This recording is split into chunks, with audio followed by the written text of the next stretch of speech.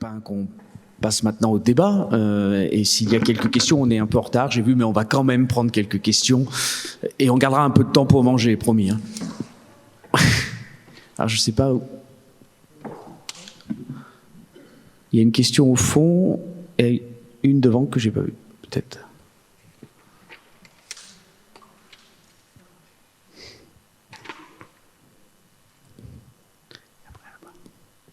Ça n'a pas l'air? Si. Oui, c'est bon. Alors, ma question s'adresse plutôt aux trois intervenants praticiens. Il a beaucoup été question du coup de développement durable, mais c'est une question qui, enfin, c'est un terme en tout cas qui est quand même sujet à débat. Le développement durable, ça reste quand même un développement, c'est de la croissance. Et il a peu été question de la décroissance dans vos discours, ou peut-être du terme plutôt de sobriété, que je préférerais peut-être, et qui a en tout cas une connotation un peu moins négative. Est-ce que vous vous saisissez dans vos organisations respectives de ce champ-là, parce que j'ai eu l'impression qu'on était quand même encore sur de la croissance verte, par exemple, aussi, pour reprendre un autre terme qui a été utilisé. Qui veut répondre? Je veux bien apporter quelques éléments d'éclaircissement. Donc, au niveau de notre territoire, on travaille pas trop, en fait, c'est vrai qu'on n'appelle plus le terme développement durable, on est plutôt sur relocalisation, resituation, en fait, sur le territoire, en fait, des entreprises, des activités, etc. C'est vraiment le terme développer, mais localement, en fait, qui apparaît, en fait, de plus en plus, et de manager autrement, en fait, la façon, donc pas obligé de développer, même, on parle pas de décroissance, en fait, sur le territoire, mais on est plutôt sur une logique vraiment d'économie circulaire, ramener de l'activité en fait localement, au lieu d'aller acheter à l'extérieur, etc. Donc on travaillant avec les partenaires locaux en fait, des initiatives en fait qui sont faites. Je vois par exemple les exemples qui ont été décrits tout à l'heure sur la vidéo. La centrale solaire au sol, elle a été construite en fait. On va me dire tous les composants viennent en fait des pays en fait asiatiques, mais c'est un partenaire breton en fait qui a construit cette centrale solaire au sol. Alors que lors de l'appel d'offres, on aurait pu en fait faire un choix de retenir un national, voire un constructeur italien ou pays européen sur le territoire, et ça développe en fait peut-être de l'activité, j'ai appelé ça durable, mais ça développe en fait une économie en tout cas locale dans le domaine de l'insertion, de l'handicap, pour entretenir les espaces verts sur la centrale solaire. Un peu de maintenance c'est fait localement. Vous voyez, on a un raisonnement de ramener en fait sur le territoire l'activité. C'est plutôt ce terme-là, développement, c'est comme ça qu'on le conçoit en fait. Une économie en fait localisée ou locale, quoi, circulaire. Harmonie, je vous ai coupé tout à l'heure, alors allez-y. Pas de souci. C'est à la fois très important et très sensible, ces questions de sémantique. Nous, on est plutôt, on choisit un peu de contourner le problème parce que l'idée sur nos territoires, c'est quand même de faire du commun, d'essayer de faire avancer tout le monde.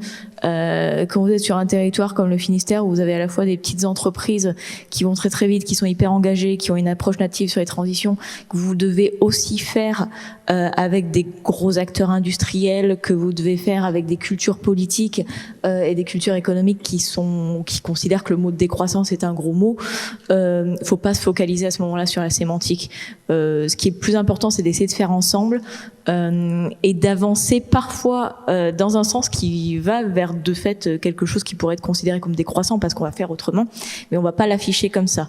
Donc nous, on a décoré la question de ce qu'on fait et de comment on en parle, et en faisant attention à ces mots-là qui parfois vont générer de la sensibilité, alors que parfois on arrive à faire les choses avec les mêmes acteurs si on le présente autrement. Donc on essaie de jouer un petit peu les funambules avec ça, et parce que c'est vrai, la sémantique importe beaucoup à nombre d'acteurs. Sébastien?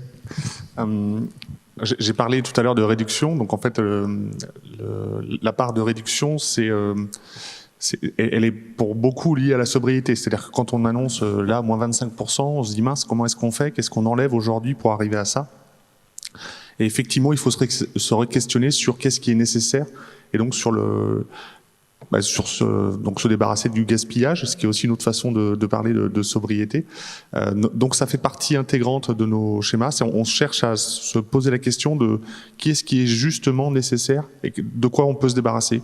Donc dans les usages de mobilité notamment, c'est pour ça qu'on a mis un gros axe sur la réduction de la mobilité. On pense que là, il y a un gisement d'économie qui est assez important.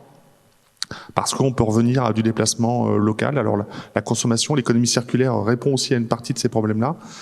Donc voilà, donc ça c'est les aspects sur lesquels on travaille plus particulièrement. Merci beaucoup. Je crois qu'il y avait une autre main tendue là-bas. Ouais. Oui, merci. J'avais une question pour Monsieur Bardet, justement, plus particulièrement.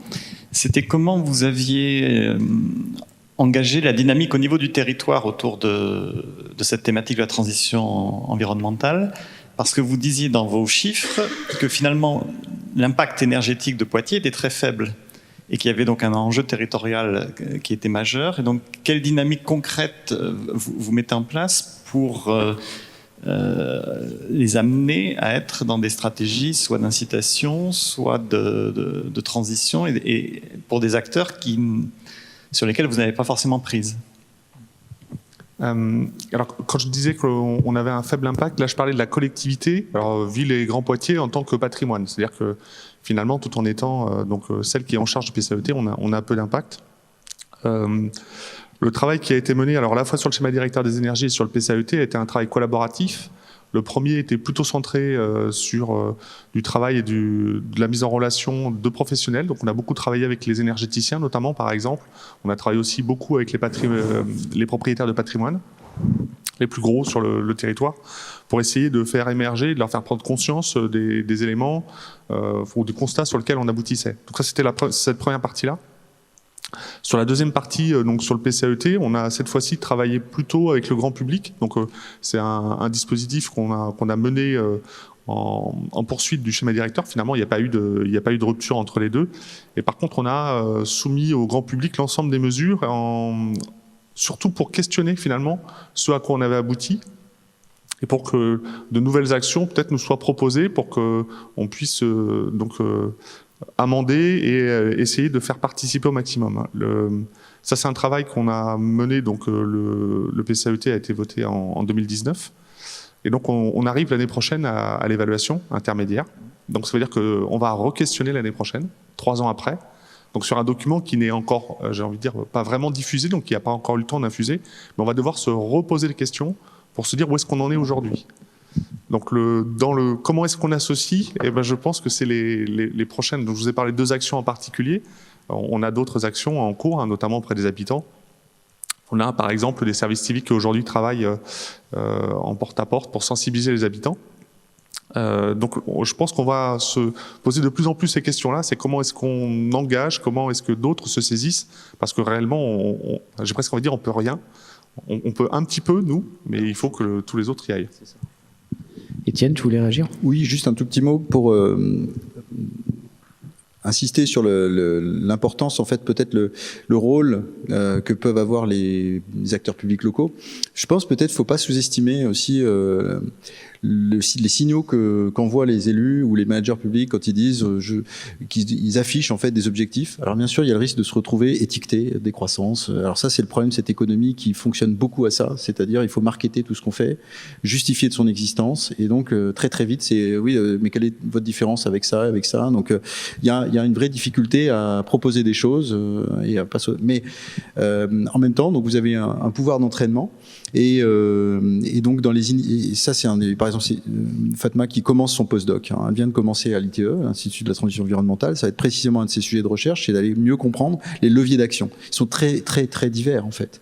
Donc il y a ce que vous faites, c'est une façon de faire de la gouvernance, et puis il y a probablement beaucoup d'autres actions que vous menez sans même le savoir, en facilitant, en offrant des lieux. Bon, sur les tiers-lieux, c'est un petit peu c'est une chose que vous connaissez bien, mais comment vous avez aussi vous êtes à mon avis très regardé en fait, plus peut-être que ce que vous n'en avez conscience localement.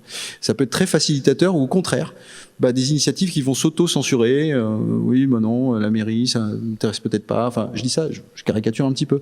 Voilà. Et j'en profite juste pour dire que la présence de Fatma aujourd'hui, c'est aussi, si vous le souhaitez, vous rejoindre. Il y a une recherche en cours sur le terrain, elle démarre. Et donc, dans la région, enfin, c'est assez large, depuis l'Institut de la transition environnementale, donc qui est Sorbonne Université.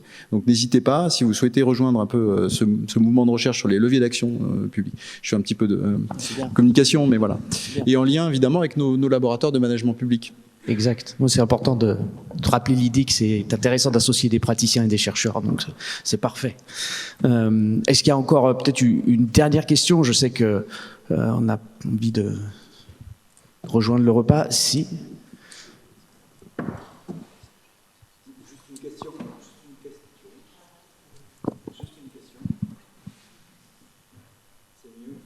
C'est mieux avec le on. Juste une question sur le titre là de Étienne et Fatma. On n'a pas trop vu dans la présentation l'exemple des systèmes agri-alimentaires alternatifs. Est-ce que peut-être vous pouvez en dire deux mots pour faire le lien avec la présentation? Ça marche comme ça? Oui, c'est vrai qu'on est un peu dévié sur la présentation pour avoir un peu... parce que ça semblait un peu redondant avec peut-être C'est à l'écrit, oui, c'est dans la revue du gestionnaire public.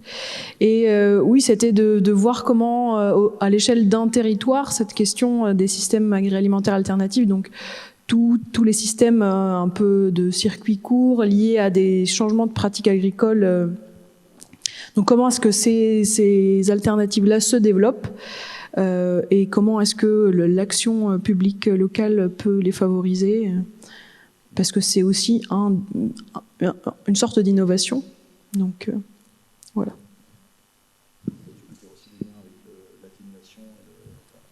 Oui, c'est vrai, parce qu'il y a des enjeux qui... Enfin, ces enjeux-là répondent aux deux volets, en fait, des réponses locales, que ce soit au niveau de l'atténuation et aussi de l'adaptation, parce qu'on va créer des systèmes alimentaires donc plus résilients, qui vont être plus capables de résister aux chocs climatiques et dus à la biodiversité qui vont arriver. Voilà. Merci beaucoup. S'il n'y a plus de questions, je propose qu'on s'arrête là et nous allons donc... Merci aux intervenants, pardon.